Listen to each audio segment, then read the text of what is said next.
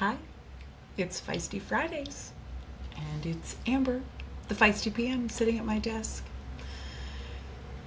This week I've thought a lot about rest and whether every space I'm in needs me to rest more or be respected more. I know it's controversial.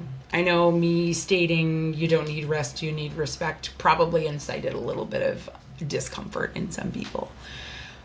But part of being feisty is actually doing that, thinking about what might stir things up.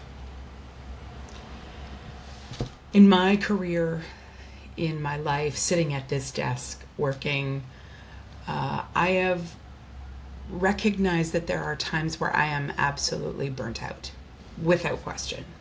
I've said yes too many times, and I have not thought enough about how to be sustainable as a professional as opposed to just wanting to get ahead.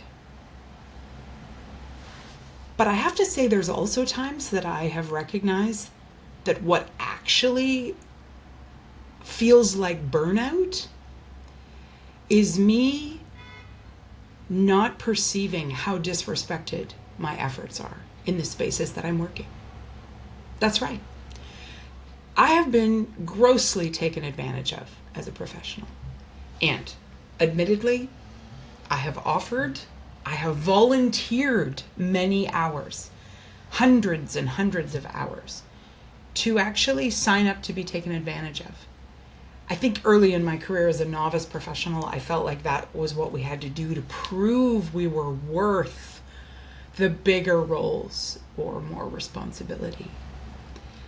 But I've found myself in situations, professional projects, that I've been expected to lead, but the environment I've been in has given zero support for my leadership. Also, I have been in those same places where I have been praised for the work that I've put in, but I've never been invited to the decision-making table. And the decision makers have actually stroked my ego, yet never invited me in to bigger conversations.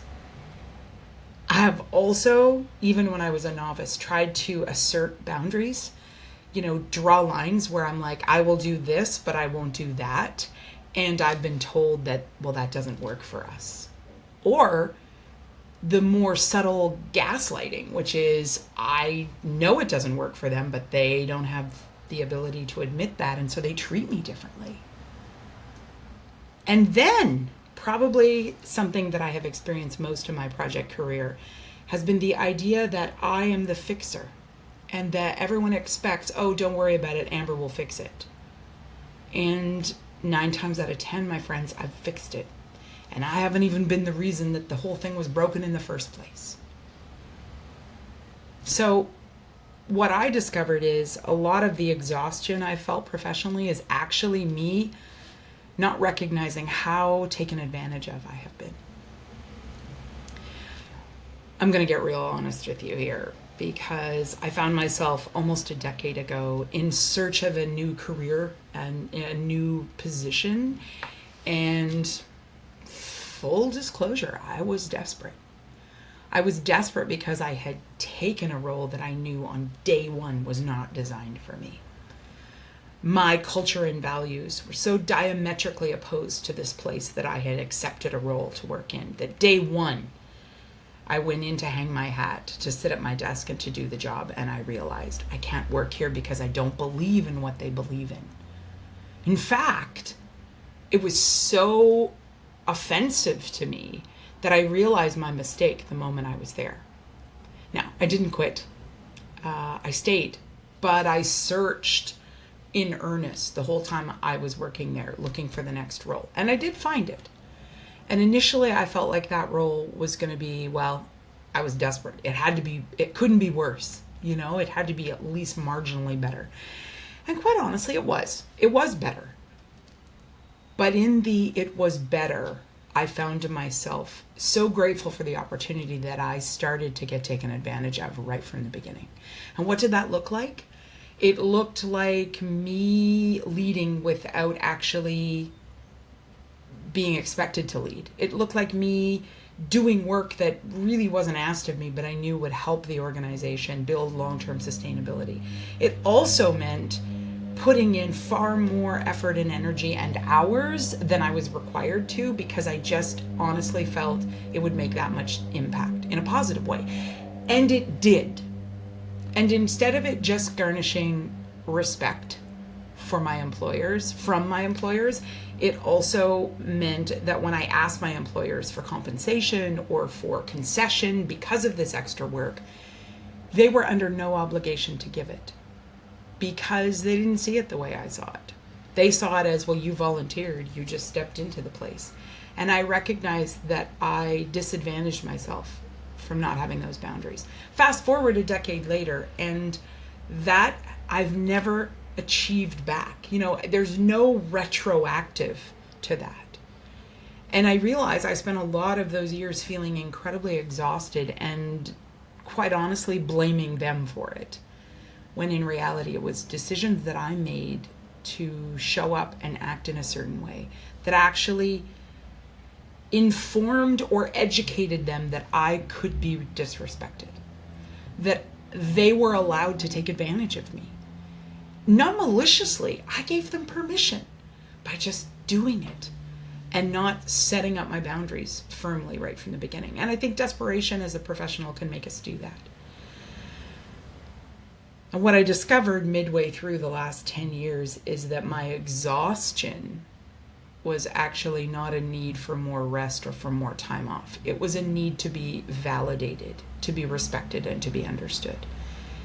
And that meant I needed to change my perspective on whether I actually needed to just put my head down and do the work, or remember the fact that I presented a powerful position and I could use it. I could use it to help educate my employer that actually what they needed from me was exactly what I was giving them. And I had created this false sense of delivery. And that was on me.